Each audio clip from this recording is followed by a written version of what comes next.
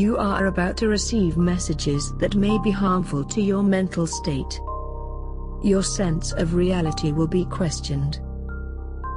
Your view on things will be altered. You are now part of the Meta.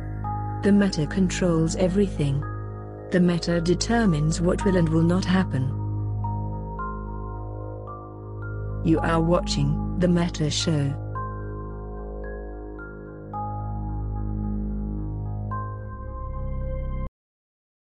And we're live. Welcome everybody to what will no doubt be a potentially drama-filled meta show. Hopefully not.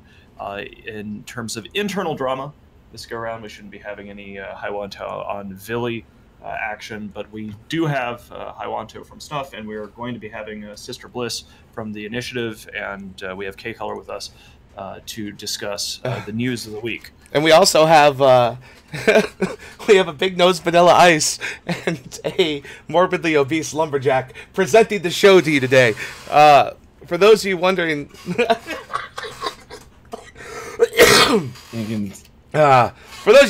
that came from, as you know, last week we talked about the bot situation in the Drone Lands, the group called Bot.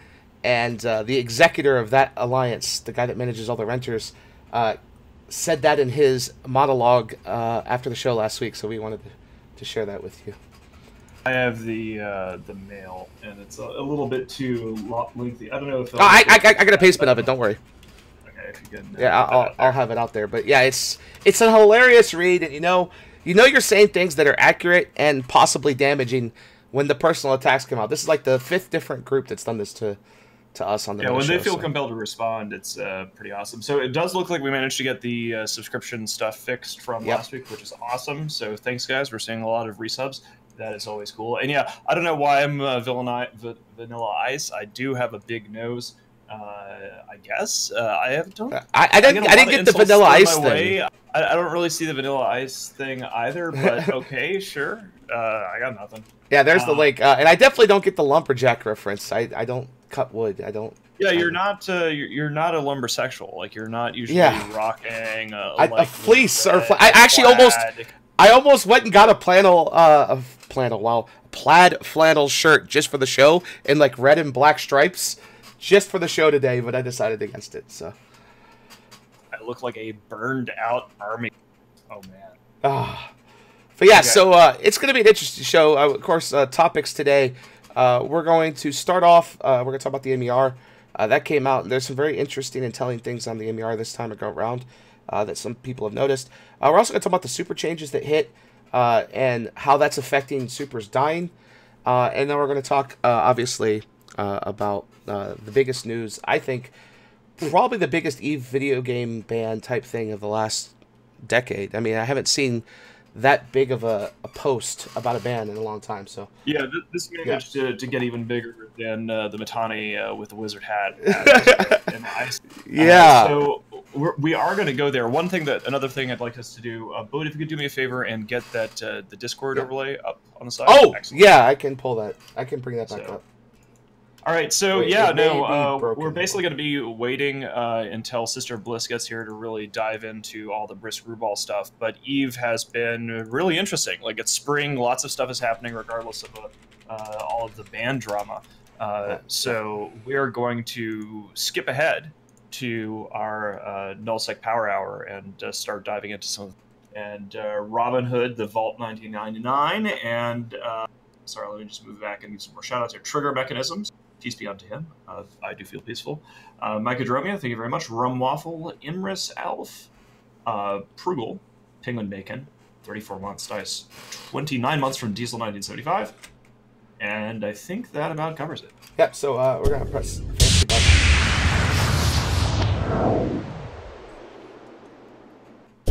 Now I'm going to try to be on top of muting my microphone. I got diagnosed with bronchitis after the show last week. Went to the doctor. So I'm going to be on top of trying to mute my mic so you don't hear me cough. But occasionally I may cough. I'm sorry. So the overlay for the Discord, I don't know why it's not working. I'm going to recreate it. But for some reason it's not showing up on their it sounds like their you website. Just completely cut out, but that or something happened with my... Oh, did I... Hello? So the overlay... Oh, the overlay may be down on the overlay side of things, not our side. I'm working on it. Famous last words. Okay. But anyway, go ahead. Let's dive into what has been happening in Eve. I'm gonna start with the MER. We don't have Aerith today to do the usual like economic analysis, but one of the first things that is a major item of news is the impact of the anomaly nerf. So this is one of the you can see there was a massive hit to what we were doing in Delve, and elsewhere, just all around the board, there was just a lot less activity. I figured it out. We were in the wrong channel. Normally we're in Metashow Live and we're in Generals, so that's why the overlay picks up what channel you're in. So that's why it's like, oops. Yeah, Sister Bliss will be here soon. The MER is weird this time because, as I'm going to link here, and I'm going to link two links to it. This is the official MER if you want to go dive into the details, and then of course the Reddit thread where people kind of pick at it and make comments. The two biggest things for me on this MER is Branch. Branch is known for a long time to be just chock full of botting VNI's Ishtar stuff, and they're pumping out insanely high ratting numbers. We're talking 6 trillion ISK in the last month. And it's not like the place is a dead region where nobody goes to it. People are hunting there constantly. And according to the Reddit thread, people go there and you'll see 5 or 6 VNIs a system. Occasionally you'll see the Russians that live there, they'll go kill their own super carriers because they're botting super carriers and they don't want to take the wallet hit that CCP added recently. So they'll just go around and kill their own super carriers that are botting. But you're starting to see a lot of money being generated from that. And what's telling about that is those are renters. That goes directly into Sword Dragon's pocket. Those are his renters. And then the second telling thing is about Declan.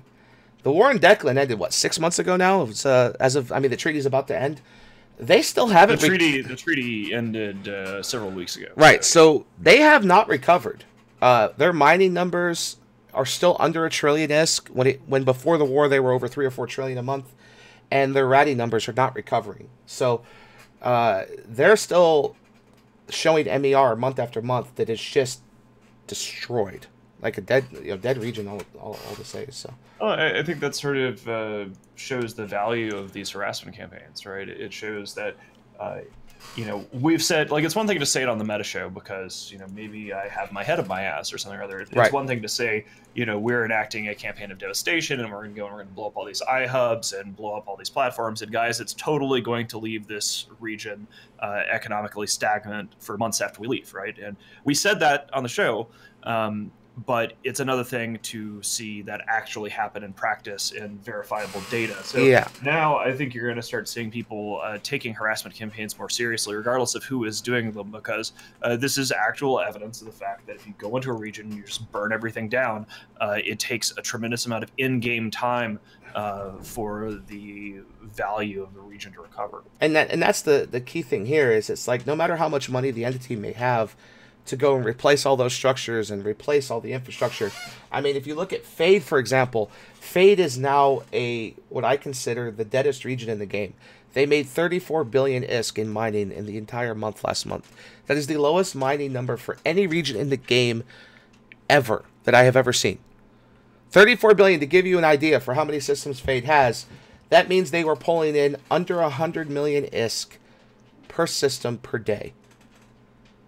For that whole region. That's insanely low for a place that nobody goes to. No, Outer Ring had over 180 billion pulled in, and Outer Passage had over 200 billion pulled in. So Fade is just done. As Corns is pointing out in chat that no one built anything at all in Fade during several of those months, like literally zero ISK. So that is fascinating. One of the things, so I know we still don't have Sister Bliss. We do have a couple of high-profile, I suppose, villains, bad guys, evil people who were banned by CCP, and thus we're supposed to not like them anymore. Anyway, so just shout-outs to, I don't know whether we have Pando or not, but we possibly have Dark Shines and Brisk Ball in chat. Thank you guys for coming here today. It is a tough and dark situation, and we are going to start diving into that soon. We'll give Bliss another 3 or 4 minutes before we start talking about it. But we have a segue. We've got Renter stuff going on. We're going to be talking about Renters losing supers, and then we've got some news to announce regarding the period basis stuff. In fact, I think we should, if somebody has it, if they can link the video for our shameless plug here on the Meta Show, we're going to advertise. I don't have that. No. The period basis advertisement video that sends everybody to Sadus. Yeah. Here's what I recommend. If you're a renter, don't let this battle report happen to you. Don't get farmed by the people that put you there to be farmed. Come join period basis.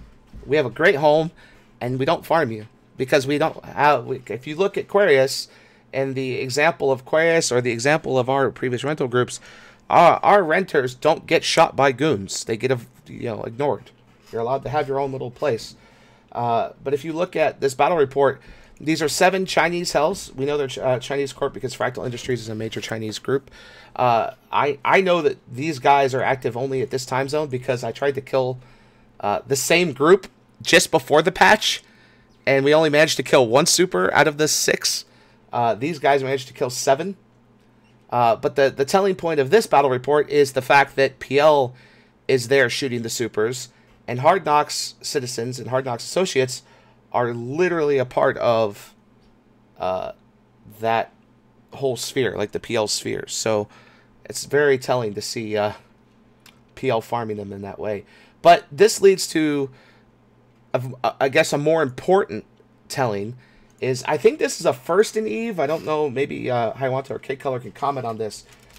But a Fiend, for those that don't know what a Fiend is a AT ship that's a Hector, so it has a Hector point that can tackle supers, all but soloed a hell with a couple of destroyers. Like, the new application changes for fighters and supers, are they too much? Is that something that you're... Yes, I'm asking the other people. So, apparently with an afterburning hick, you can basically just like tank a super for ages now. So yeah, it is a really big nerf for cruisers. Like, unless you're properly like full Omni fit, you will not track a cruiser properly anymore. I mean, I'm looking at this guy. He's full Omni fit. He's got 4 omnidirectional tracking units, and he still couldn't kill Fiend. Right, yeah, and he also couldn't kill Kikamoras. Like, these are destroyers, right? Like, these are little destroyers that you look at them funny and they can die. So, I don't know.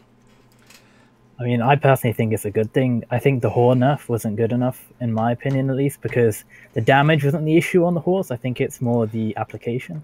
Because if you compare, like, the pre-Titans to Whores, like, Whores are ridiculously OP tracking-wise, and it's nice that they've nerfed the tracking on supers, but I prefer they do that on the Titans, so we can have more variability in fights, so it's more sub-cap based rather than cap at one time. Well, except for the Leviathan, right? Like, yeah, they just don't like our Leviathans, don't they? I mean, I've always been in favor of subcaps being necessary to any sort of battle order, and I find myself in this sort of odd position of Goonswarm now having such a massive super capital fleet, but I still think that super capitals should not be able to just zap subcaps with impunity because subcaps are the core of gameplay, right? When I think of a hell not being able to clear cruisers off of it, I think that's a good thing. I think it's entirely reasonable. Yeah, I've got bad traumatic memories of fighting tracking Titans and having them blap after burning Rifters from the bad old days. So yeah, there you go. The new Triglavian ships really showcase this, right? Like, K-Color, you were about to say something, sorry. I was just going to say, we can go back to the days where you could DD subcaps with single target DDs. That was really fun, right? But I think it's probably a good thing that a single super cannot clear tackle off of itself that easily. What was the point of having tackle? You'd see a Titan, you'd need probably 30 or 40 hicks just to tackle it because it would be killing them the entire time. Yep. Okay, so apparently we're getting word that Bliss and crew are out on an op, and that the op is still going on. So we don't know whether it's going to be on anytime soon or not. So let's just go ahead and dive into the drama. Because yeah, that's we're what everybody is waiting to be talking about anyway. Yeah, we'll go ahead and click a button and we'll jump into that.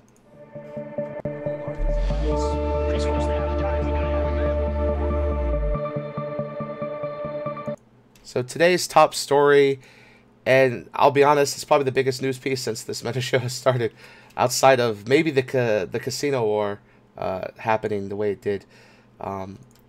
Brisk Rubal, CSM member, was removed from the CSM and subsequently permanently banned. Following his permanent ban, Pando and Darkshine's 2 initiative high-level strategic FCs were banned for a year. They're accused of using NDA breaking advantages to make money. And there was a very big post, probably the first of its kind that I've seen in my 12 years or 11 years, for the bannings. And if we break down this post real quick, just at bullet points, they're banned for breaking the NDA, or Brisk is, using the NDA to get advantages over other players in a game-breaking way to make money.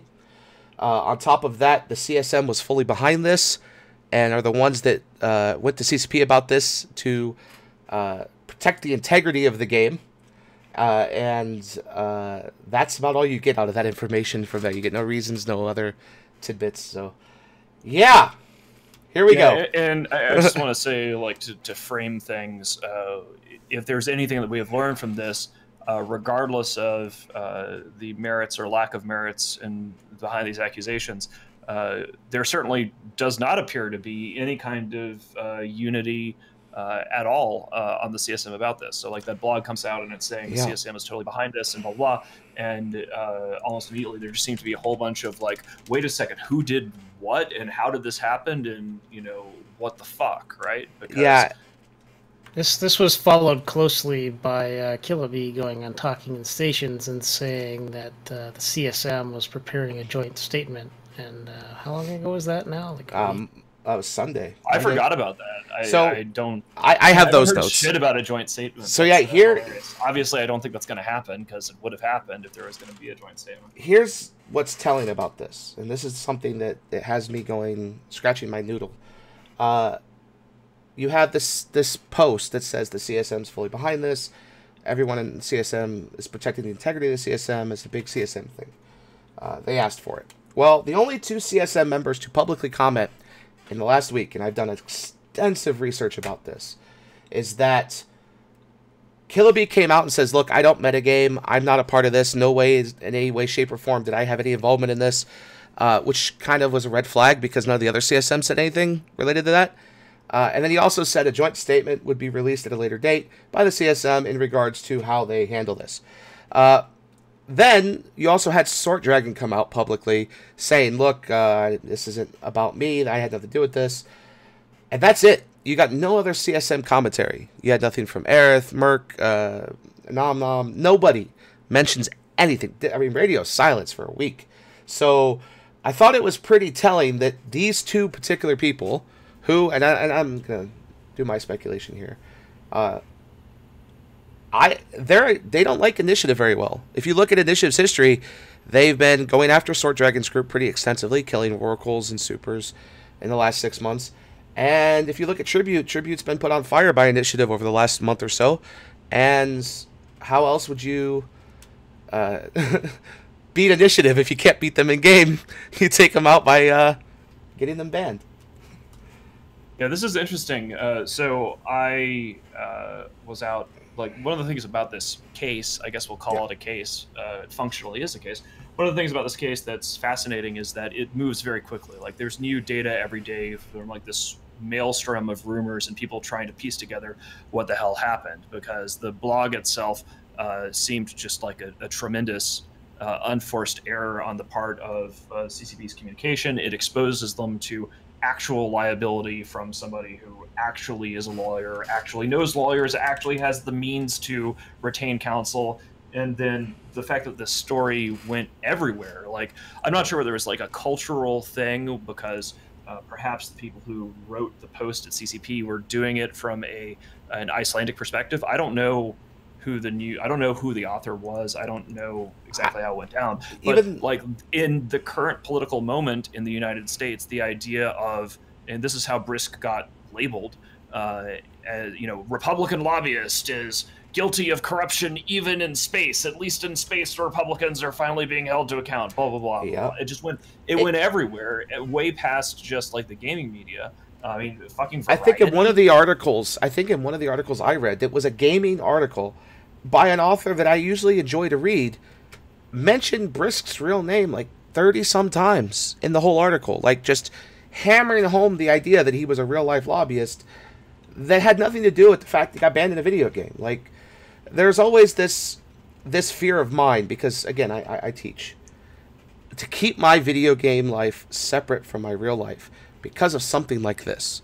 Like, something like this is just crazy. It's absolutely crazy to see the articles that I read this week from different various publications. So, but my question becomes this. Well, we have Sister Bliss here. Beautiful. Hi, Sister Bliss.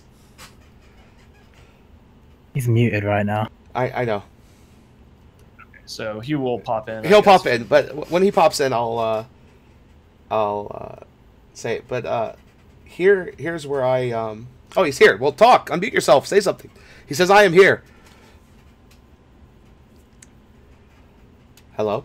Okay. Well, when he starts talking, I'll just shut up. But this reminds me of something, and you've mentioned this at the fireside today, and I've had other people mention this.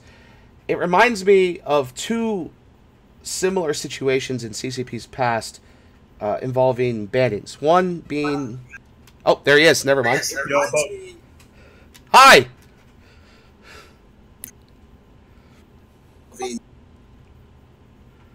Hold down your push to talk button. Hey, bud. Sorry, mate. I'm just in the middle of the fleet right now. No, you're fine. How are you? Yeah, pretty good. Is that working? It is. We can hear you just fine, so you're good to go. We actually had just introduced the topic of the whole Brisk thing, and obviously as the leader of initiative, if you want to have the floor for a bit while you're on your op, to just say whatever the hell you feel like. Sure, I think I've got some feedback here. Give me 1 second.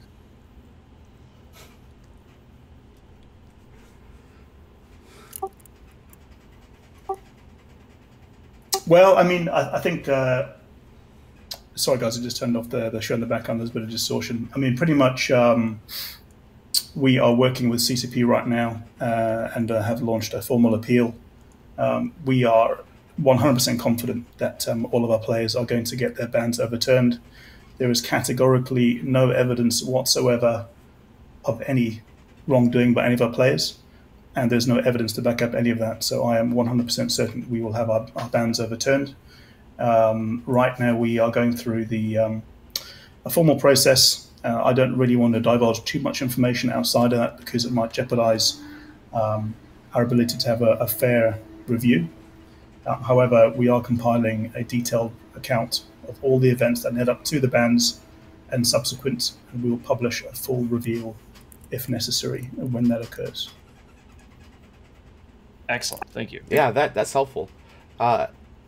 This is eerie to me, Sister Bliss, and maybe you can comment on this. It reminds me of the way that it was handled in the media, and the way the media grabbed hold reminded me of when Mittens got banned over the Wizard Hat, right? Like, just the amount of people that leapt to this as an opportunity to use it for other means, right?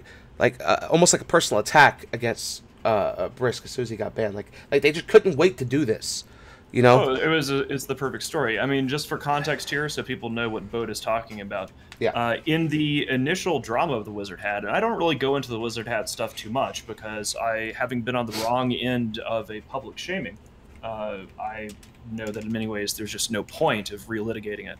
But what happened back in the day was I did the Alliance panel and got drunk as a skunk and was a raging asshole on live TV on Thursday. And this was during the time that the editor of EU News 24, Riverini, was running for the CSM. So this was on Thursday. On Saturday at the keynote, they announced the new CSM. This was CSM 7, and Riverini did not make it on the CSM. after that, and this is now days after the incident itself took place, Riverini worked with a guy named Brendan Drain, who was the editor at, or I think just a writer at what was then Massively.com. He also goes by Knifer. And Riverini and Brendan Drain concocted a press release saying that I had in person bullied a suicidal player to try to get him to kill himself and told everybody his real name and all of this stuff, which was just a complete fabrication. And what ended up happening was after they blasted this out to the media and Brendan posted it on Massively.com, this was then picked up all over the press, was this idea that there is this evil guy in a wizard hat who was in person saying some guy's real name and trying to get him to kill himself. I had never met the Wiz. This was me reading an Alliance mail about that I think Atrum had been sent. It had nothing to do with me. But you see the same sort of thing happen with the bomb that CCP set off here by publishing their article in the way that they did. It was instantly taken up and gone way beyond just the gaming media. And that initial damage to Brisk's reputation as, corrupt Republican lobbyist or whatever, that it causes real professional harm. And we have no evidence that any of this was actually true. So, yeah, this is one of those situations where big, giant headline from CCP, very, very minuscule amount of coverage, like details, right? Like it screams horribleness, but what horribleness, we don't know. I mean, may never know, but when Gigas got banned, did they even say why he was banned, or did you just say this player's banned, will not release any further details? When Manny was removed from the CSM, it was this player's removed from the CSM, we're not releasing any more details, and then all of a sudden they pull out the fucking bullhorn and start screaming, and then they just kind of like threw a grenade in everyone's lap and then ran off. Yeah, you've seen this, K-Color. From your perspective, how did this, I mean, compared to other bands that you've seen, how did this compare, right? Like, someone pointed out that there has been a lot of wrongful bans in EVE, and it might just be the first time where someone has more recourse to go after CCP for the incorrect ban. Yeah, so, Kiko, you brought up the Manfred Sidious thing. Here's a post by CCP Lilu. Lilu is an interesting character because there have been a situation in the past with the CSM where you had the no Scions rule. And that was a big deal with CCP where they basically went after Scion because they didn't like him. In this case, CCP Lilu. And you look at this removal from CCP Lilu, this is all it got. Like, this was one little thing. We're removing him from the CSM. He wasn't banned in-game, still isn't banned. And they thanked him as they removed him, right? Like, it's really weird that you would just rip someone out of the CSM. Like, I mean, if you look at the way they handled Brisk, but you don't ban him and you thank him anyway, so it's kind of like, wait a minute, whoa. And a lot of people said that he broke NDA was why Manny got removed. So, and that came out publicly. So, this is so weird, the way that they're handling this. Yeah, but I mean, what I can tell you, I mean, obviously from what I know, and I need to be careful again here because in the conversations I've had with our three players, Lace was one of those. I wanted to make sure we didn't do anything in our own investigation which compromised his own position by having conversations about CSM topics that would be covered by NDA. But what I can tell you from what I do know is that he has not, by the letter of the law, broken the NDA in any way, shape or format, and there is no evidence whatsoever to support that. So if you were to take this to a legal forum, I'm not saying that is the case, but if you were, you would find that the NDA has not been broken whatsoever, and nor of any of the other players received any illicit information, made any illicit transactions. This is entirely without basis. And I think the key thing I'd want to say here is, there's a lot of people out there who've I've seen making commentary on Brisk and on Dark and Pando and whatever, and even on the initiative. And this is not about the players. This is not about whether you think Brisk is representing the CSM well or not well, whether you like his ideas or not, or whether you like the initiative or not, or whether you like Pando or Dark or not. This is about the integrity of the CSM, the integrity of CCP, and it's about doing the right thing, and it's about having unequivocal evidence to back up a ban. And I can tell you now that none of that exists.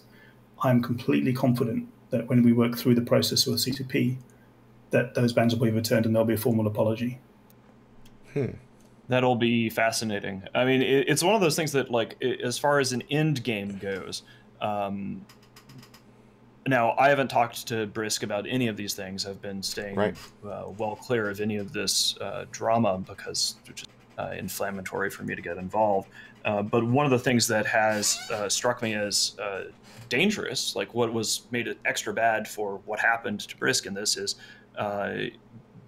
essentially, as an attorney and as a practicing lobbyist in the sort of the DC political scene, I don't know all the details, but by basically saying that he broke an NDA and that he was a bad person and putting his real name all over everything and having the story go viral, like he has been put in a position where it's hard for him to walk away from this. Like it's not really the kind of thing that he can just go, oh yeah, this happened, I was playing this video game, no big deal. Like it's put him in kind of a spot where he may be required to pursue some form of litigation, even if it doesn't win, just to say, hey, there was something that happened here and I took the accusation seriously enough to actually fight them. So CCP is in a position where they probably need to climb down from this in some capacity. Yeah. Brisk's reputation has been smeared unfairly, I believe. Because, I mean, even let's consider that even if all the accusations are actually true, did he deserve this level of public condemnation? Does the EVE Online community want to be known for, oh yeah, evil Republican lobbyist violates things, and like it's just bad. It's just bad and it's unnecessary, and it's so over the line that it compels a response. And that's one of the things that's so concerning to me is how amateur hour this was on the part of publishing that blog and having this go places. This reminds me... Oh, go ahead, sorry. Well, I just want to say that you kind of have to look at it for future like CSM members. Like, do you really want to be part of the CSM when you're going to basically put your name out there? Because you are going to be making public appearances and stuff where... if you work in any professional capacity, you're basically going to get dumpstered in your real life career if anything ever comes out. And from my opinion, and this is pure speculation, like I'm the, as Bert was saying earlier, like only Killer and Sword Dragon have given responses, and that was from me being rather aggressive because I read the article, and from what it said, it was financial, like they were banned because it looked like they were making money off of it. And like me, myself, I know Pando, and I know that he literally doesn't make money doing anything. He's just given everything. He's like some broke FC that literally just plays the game to FC. And I couldn't see Darkshines doing anything like that either, so I knew it was ridiculous. And I just thought it's some sort of like meta game type of hit thing. And there was only 2 CSM members on the CSM that are kind of anti in it. And I feel like it's a horrible thing to do. You basically put someone's real life career in jeopardy just over a video game, over some petty thing, just to like try and get at 2 FCs, and I think it's kind of dumb. Like whoever did it should kind of feel ashamed of themselves, because I know for a fact it's not going to be anything to do with either of them. So it literally is just stupid metagaming, and it's pretty horrible. Like we shouldn't have that type of reputation as a game. I think Hi, just jumping in on that. I mean, again, I don't want to reveal too much on this conversation because we are going through the formal route, and as I said, we don't want to do anything to agitate or cause anything to jeopardize a fair review, but there is a lot more to come out which will call into question the motivations of some of those individuals and cast a broader, blacker shadow over the CSM itself and integrity of those individuals and their motivations. That's all I can say for now, but I will tell you when and if the time is right what actually went down. Yeah, it's like comparing the handling of this to what I went through, and discussing the sort of deterrent effect of people not wanting to have the real life associated with the CSM in any capacity. It is interesting. So when I was banned for 30 days after the Wizard Hat incident, I was asked by, this is all no longer under NDA because it's been longer than 5 years now, I was asked by John Lander, the executive producer of EVE Online, to make sure to resign before I was punished because I was leading the CSM and was working very well, and they wanted me to run again for CSM 8. It was basically I would resign, I would eat a 30-day ban, but it wouldn't be while I was on the CSM, so it wouldn't be on my record, and then they wanted me to come back and keep doing it because we had made great strides in working together with the game developers and getting lots of positive press coverage and stuff like that. However, I periodically get asked, why aren't you on the CSM? Please run for the CSM. I got burned so badly by all that nonsense that there was no way that I wanted to stick my neck out like that again. And so we've always sent Goons Farm representatives instead. And, it burns people out in the first place. Like there was a hate mob going after Scion when Scion was on the CSM.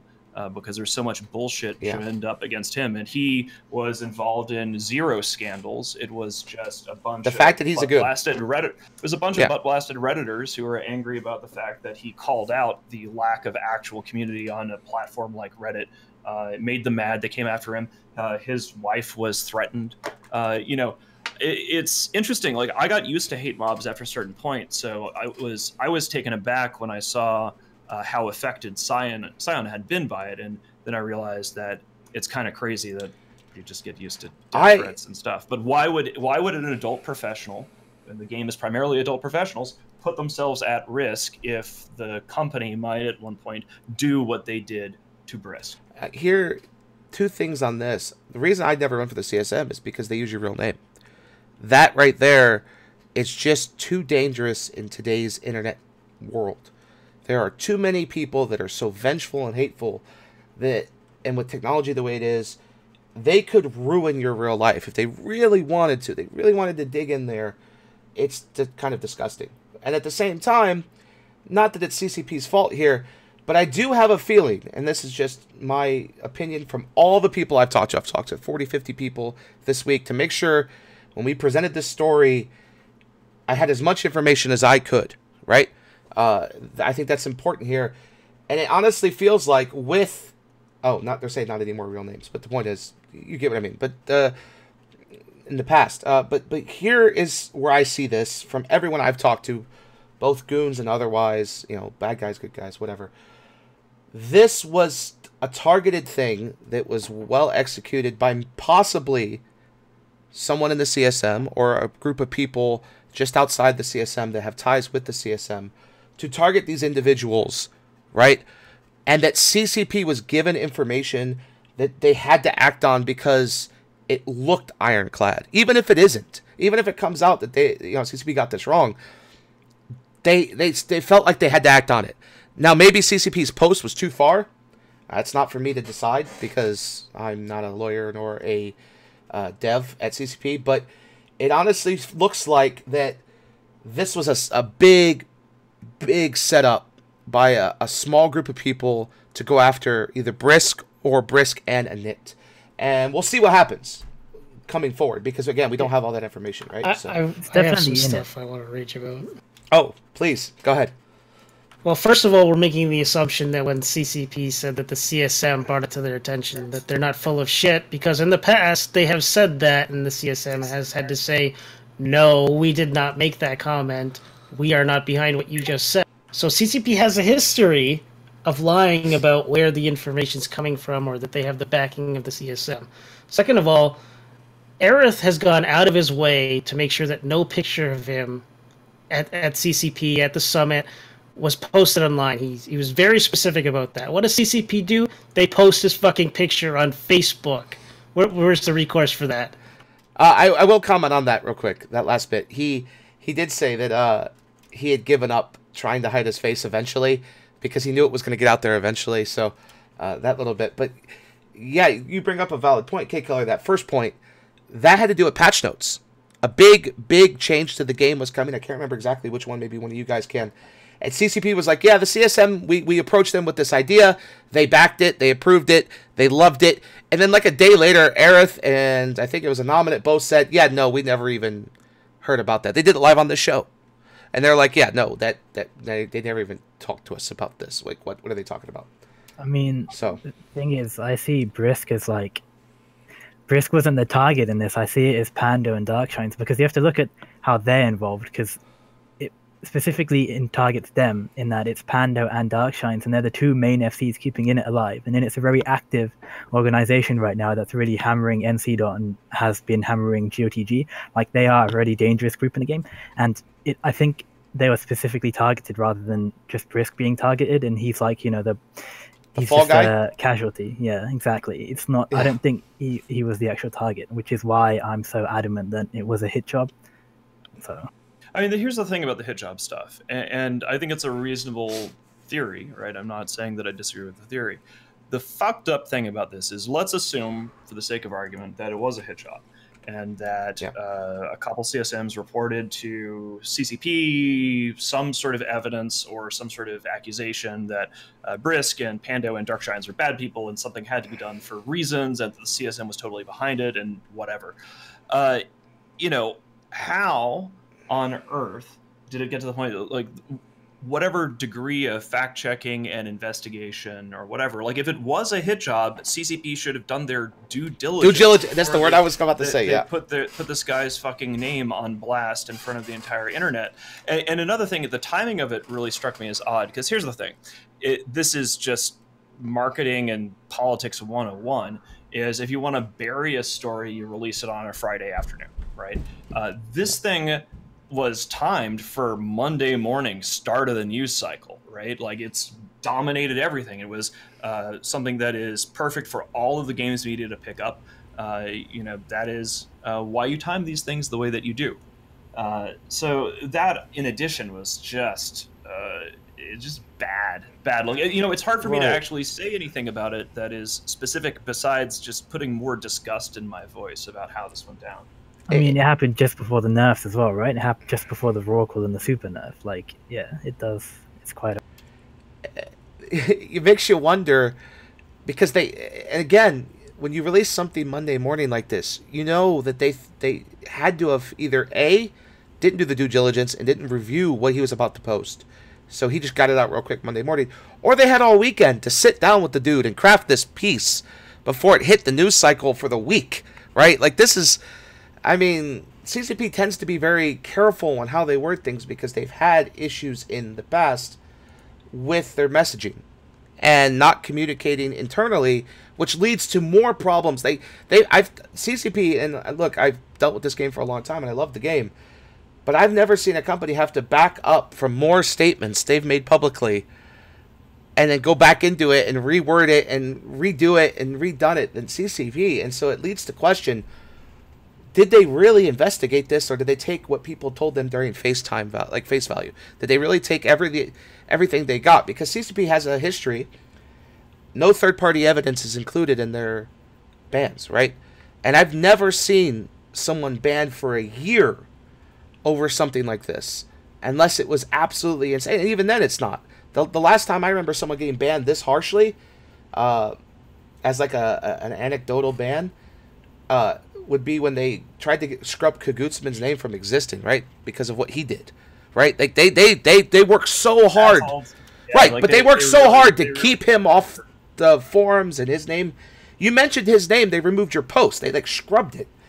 Yep. But you look at, and I'm going to go this route with this. Look at Norris, the CEO of Frat, who was accused of RMTing $60,000 worth of in-game currency to provide his alliance with strategic SRP and other things. Okay, he was banned permanently by CCP Games, yet he is still running his alliance and still engaging in the war and still doing things. Where's that year ban for him? Like, where is his wipeout? You think RMTing close to a couple of trillion ISK is a pretty big amount of money. So what in the world did Pando and Darkshines do to get a year for potential RMT or game-breaking ISK transactions or whatever it is they did? So this is huge, right? Like, Gigax still in the game, still going. I don't know. I don't know. It's hard to compare things like that, because we don't know for certain, or maybe we do, when it comes to Neuralis or whatever. I don't want to like bring in another issue of like comparing this person got banned for this person got banned for that. I will say that generally speaking, what we do when you guys see me shoot people all the time, right?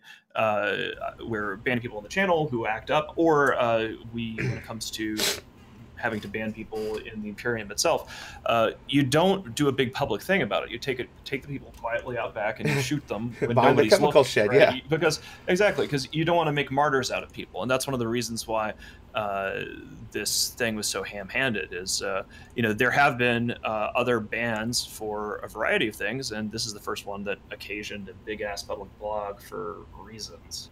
Yeah, I mean, the idea that you don't, like, besides martyrs, you don't want schisms and you don't want bad press, right? Like, when you kick, like... they didn't do a blog when they banned Lenny, did they? Like, when they banned the Casino War guys, like, they didn't actually do a big blog about it. There was no big blog. It was just a post saying, look, we've banned these people. We confiscated X amount of ISK, and they eventually did a talk about it, saying they took, like, 30 trillion. But they also included the I1S stuff in with all the RM tiers and all the other stuff. So it was, like, one big thing. It wasn't like they just targeted the message against I1S. So, yeah, I don't know this whole thing. Yeah. So we normally go into Cool Kids Only mode in the last 15 minutes of the show. However, I have noticed that I'm not sure whether Pandoze is actually Pando or if that's Dark Shines on another alt. But we do have a couple of the people who are affected by this are not subscribers to the channel, so we're not going to do Cool Kids Only mode. But if you are a Cool Kid and you have a question, we will take questions from the Cool Kids. Yeah, Albion News 24 says they buried the I1S stuff. Yeah, there's so many things in the history of this game. I mean, Minton's been around longer than me, but I think I've been around long enough to see pretty much every controversy that EVE has ever had, and either been a part of it through news, writing about it or talking about it. That this is so weird. It's good that they touched on the I1S stuff instead of just not mentioning it at all, like a certain CCP employee who was embezzling funds from the CSM thing. And I think at one point when they went to the CSM summit, they had to stay at what is it, like Airbnb places because they didn't have any money for a hotel because that was siphoned off. There's not even a mention of that, but let's blast this one guy's name all over the fucking news. I forgot about that. Like, that was during the Scion tenure, right? If I remember correctly. It was a while ago. It was a while ago. I'm not touching. It was a while ago to the point where the current CSM isn't at risk of being... No, they've done a lot better. I think that's when Guard took over, and Guard did a great job. But I miss Guard. Speaking of which, we talked about this last week. There is a memorial for Guard now in game. If you want to see it, it's in Ulari at Planet 9. They renamed the planet, so that's pretty cool. They also released a video, and I'll see if I can find it, of CCB Guard like flying off in a Badger. I don't know why they chose a Badger, I think it's a Badger, right? The mining or the hauler ship, Caldari hauler, and it had a really cool song in it and everything, so that was pretty cool. Yeah, I think. Shit, I completely lost my train of thought. I'm trying to see where the questions are going here. I got a question about the NDA, and this isn't from a subscriber, but it's a very relevant question because I was under NDA. They expire after 5 years in the writing of this particular one, and the question is like, what are the exact contents of it? It may have changed in the modern one. And my answer is that functionally, it doesn't really matter what is in the NDA because the people that are enforcing it, in theory, also haven't read it. Like, I don't really think that the people on the CCP side that are interacting with the CSM have sat down and memorized the NDA, which is several pages long and is full of joyous, boring boilerplate provisions and stuff. And some of the things in that are not easily defined. So, NDA enforcement when it comes to CSM stuff is something that's really often a judgment call. And when there's a really flagrant breach, usually it's obvious, right? Like, holy shit, you leaked what we were going to be nerfing. What the fuck is wrong with you? That's an easy kind of circumstance. Then there's lots of sort of a penumbra of secrecy, that in an environment like that, as a result, CSMs err on the side of not saying anything, because as we've now seen from what happened to Scion, what happened with me, what's happened with Brisk, that you are at a lot of risk of public condemnation, fairly or unfairly. And speaking of that public condemnation, one of the other things that's really tough about the situation is that there's that old axiom about a lie is already around the world while the truth is still putting its shoes on, is that, there has to be some sort of restoration of Brisk's reputation, operating under the assumption that he's innocent. It's not enough to just clear these bans and whatever. CCP has very publicly said that this guy violated the NDA and he is bad news and stuff. And if he is exonerated, he needs to be publicly exonerated.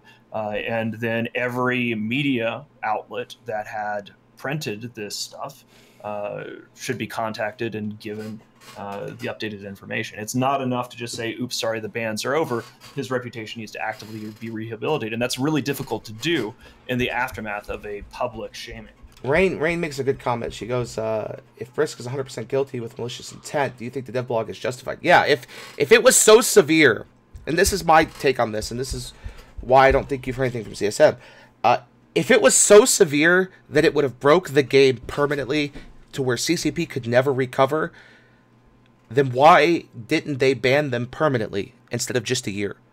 Because that kind of a post by CCP, such a damning post, look, you don't just lightly ban. I mean, a year is a long time, don't get me wrong, but if it's so big that you need to make such a big post, why not permanent ban all three parties, right? Like, that's where I saw this.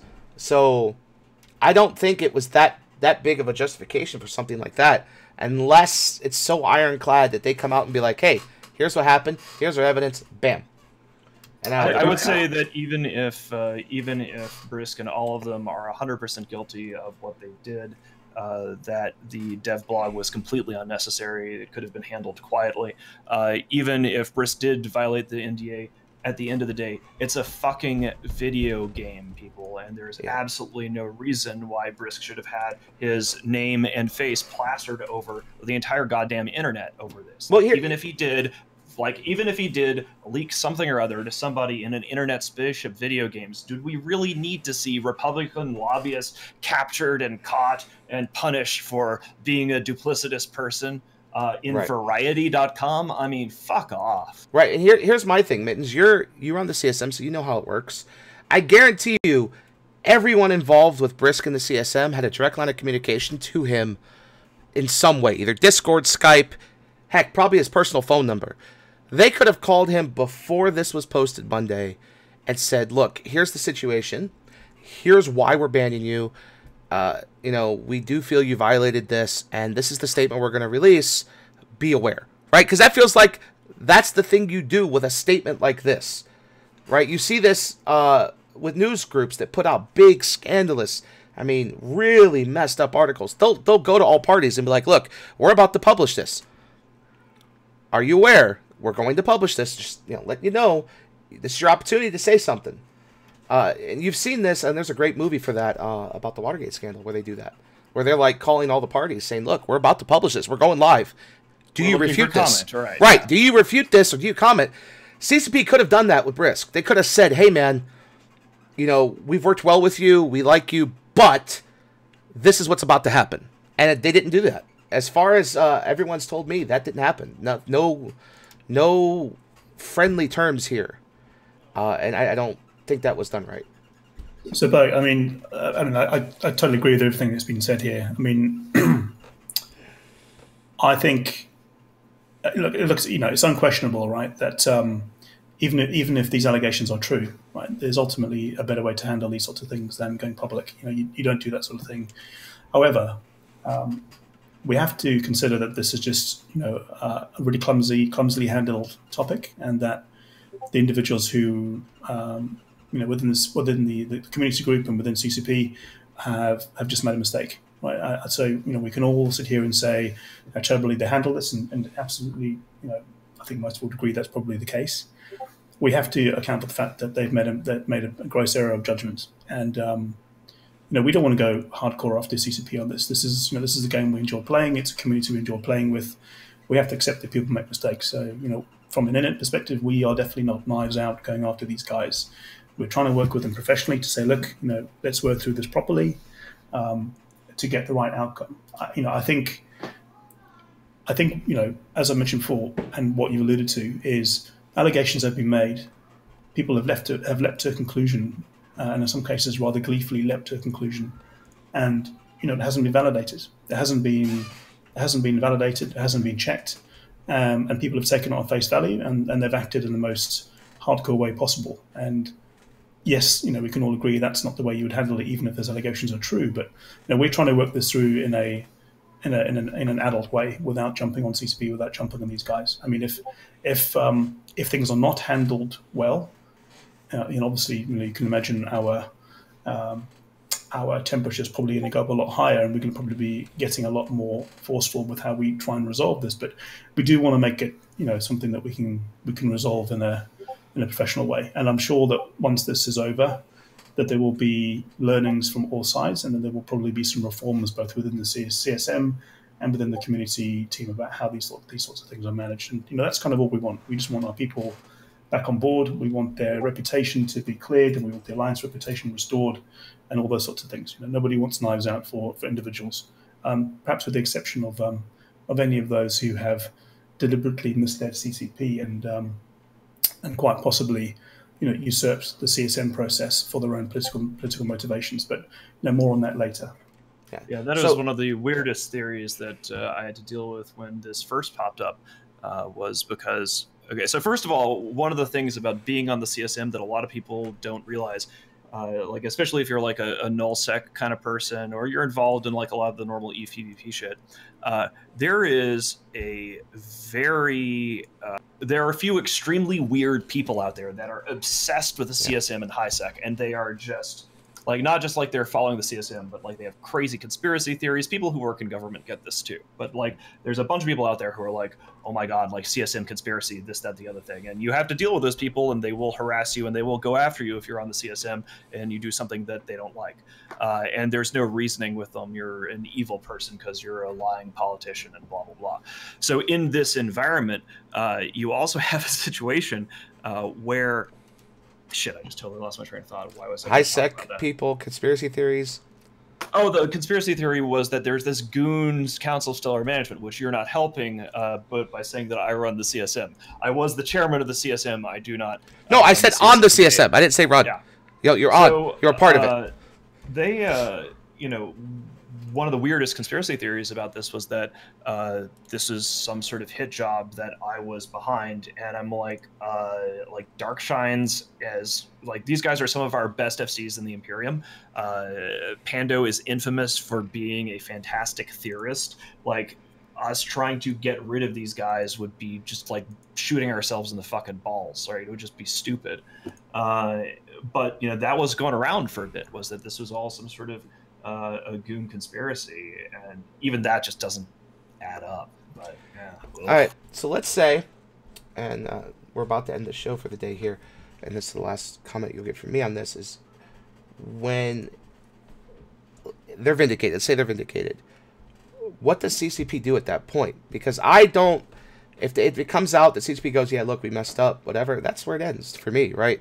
But what does CCP do at that point? Can they recover from something that major? I mean, yeah, they can recover from it. Like, there is a path, and I want to say this as we're ending the show, that regardless of all of the Sturm and Drang, and all of the discussions of like possible litigation or like ramifications for people's reputation, that there is actually a path to victory on this. From what we've learned here in chat and what we've heard from Sister Bliss, all parties involved would be delighted if it does turn out that CCP was wrong about this. For them to say, oops, we fucked up, for the EVE community to go, oh shit, they fucked up, and they said they're sorry, and that's good. Yeah. People should apologize when they do things that are bad. I apologized after the Wizard Hat incident because I done fucked up, right?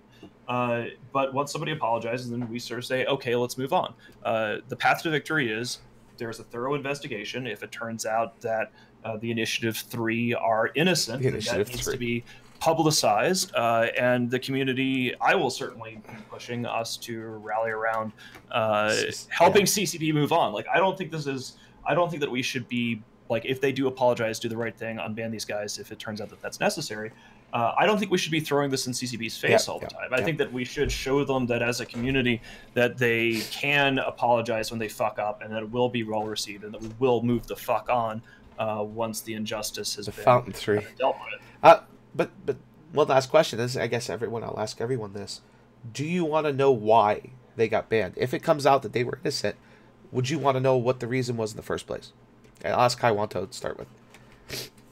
Wait, sorry, just repeat the question one more time. If you find out that these guys are innocent, do you want to know why they got banned in the first place and the reason for it, like the whole thing? I would be curious, yeah, because I mean, even Bliss can back me up on this. I know that Pando doesn't make money in the game. He's like broadcast, FC. He just gets given stuff by other people and he FCs because that's all he enjoys. So I can't see him making money off of it. So yeah, I'd be rather curious. I don't think they'll tell me. All I just want is them to be unbanned, not just because they're my friends, but because they're FCs. And I think banning FCs is really dumb in a game that's already losing all its content creators.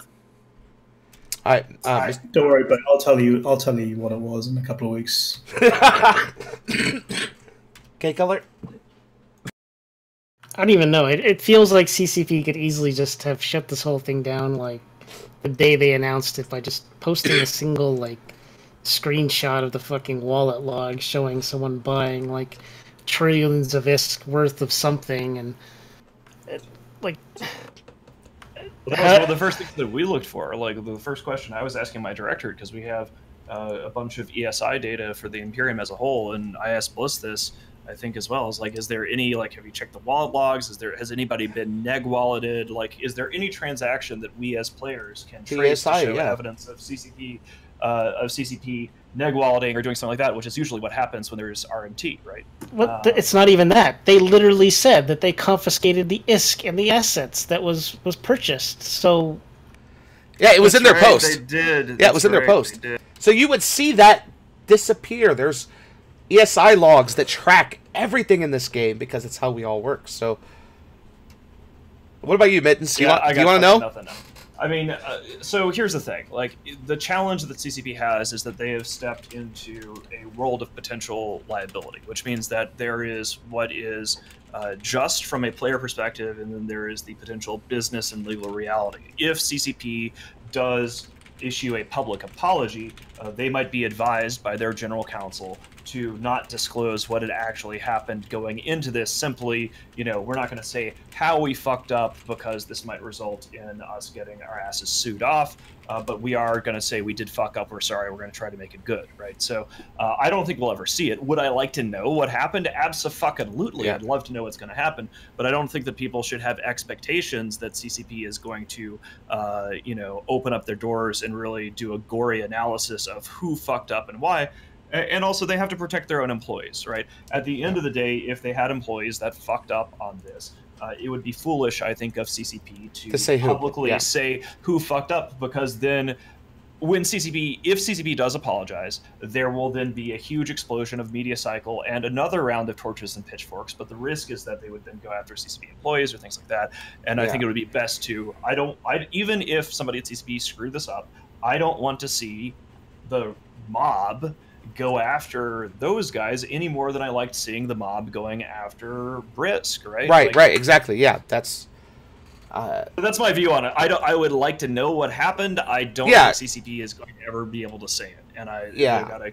Well, I mean, the reason I'd like to know is like, it's almost like when a company makes a mistake, or even when there's mistakes, as I do as a teacher, it's what did I do wrong, and how am I going to prevent or work towards not letting it happen again in the future? If the mistake was we let CSM lead us down this path, okay, well, we're going to make sure we have rules in place to prevent a situation like that in the future. You know what I mean? Like that's, I look at it from a teacher perspective going, oops, here's what we're going to do to fix it. So, well, I'm not a lawyer, so. Well, yep, but that's it. Well, thanks for everyone watching. We had a big show, big audience today, because obviously this is a huge scandal in EVE Online. I also want to especially thank not only our guests for daring to comment. It is a risky thing to, it seems like we're all broadly in agreement, but not knowing that going into something that's such a white-hot issue, it is potentially risky when you say things in public, like, I believe this, I believe that, I disagree with what's happened. You do piss people off, and people, when they're in a mob, will come after you. So everyone talking about this is brave, and also I want to thank the Initiative 3, the Fountain 3, whatever nickname we're going to go with here, for turning up in chat and being good sports about this. One of the things that I have noticed is that they have maintained their composure in any sort of public discussions. They are not acting like guilty, shitty people. They are. They seem to be being very restrained and real humble and quiet. And props to them. Yeah. So. Because I don't know if it was me, I would have lost it. Like I probably would have flipped. Like I would have been there. All right, but yep, that's it. See you next week. Thank you very much for coming, guys, and we will catch all of you later. Yep, see you guys. You are about to receive messages that may be harmful to your mental state. Your sense of reality will be questioned. Your view on things will be altered. You are now part of the meta. The meta controls everything. The meta determines what will and will not happen. You are watching The Meta Show.